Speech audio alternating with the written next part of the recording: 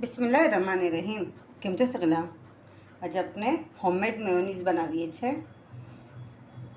Oil અને egg less બનાવીએ છીએ। એકદમ આપણે હેલ્ધી હોમમેડ મેયોનીઝ બનાવીશું। એના માટે મેં ચીઝ લીધું છે 1 ક્યુબ, બટર છે 1 ક્યુબ, પનીર છે એ મેં 25 ગ્રામ લીધું છે, કાજુ છે 8 થી 10 નંગ લેવાના, 1 સ્પૂન વેનિગર છે, થોડું શું દૂધ, નમક અને કાલા મરી આપણે આ સગલું એડ કરવાનું છે। મિક્સર જારમાં આપણે કાજુ એડ કરીશું, પછી ચીઝ જે છે ને આપણે આવી રીતે પીસ કરીને એડ કરી દેવાનું।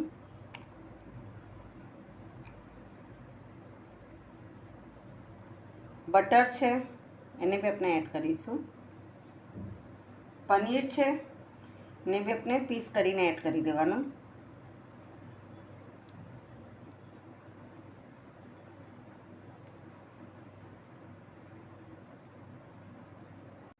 વન સ્પૂન જેટલું તો પહેલાં આપણે થોડુંસું નમક એડ કરીએ છીએ, થોડુંસું જ એડ કરવાનું। કાલા મરી આખી હોય તો કાલા મરી આખી, ને તો કાલા મરી પાવડર એ બી આપણે થોડુંસું એડ કરીએ છીએ। વિનેગર છે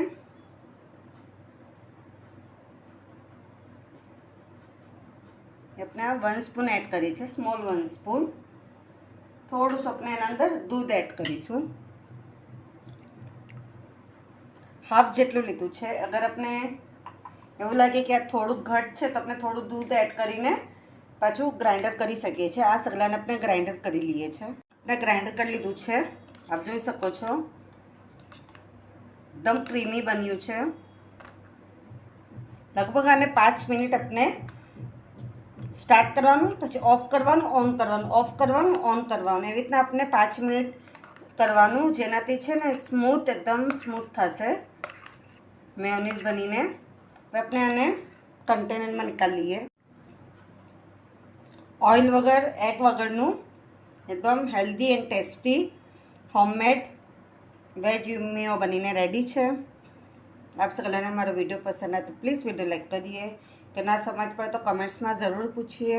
આપ સગલાનો સપોર્ટ મળે છે એના માટે ઘણું ઘણું શુક્રાન। અને આપણે 10 દિવસ માટે ટાઈટ એર જારમાં પેક કરીને મૂકી શકીએ છીએ અને આપણે યુઝ કરી શકીએ છીએ।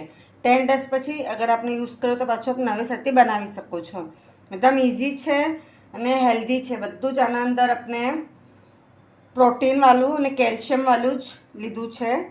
જે બી આપણે આના અંદર એડ કીધું છે, કાજુ છે, પનીર, ચીઝ, બટર, મિલ્ક, એ સગલું હેલ્ધી છે, જે આપણે ડેલી યુઝમાં લઈએ જ છે, એ રીતનાથી આપણે રેડી કીધું છે। શુક્રાન।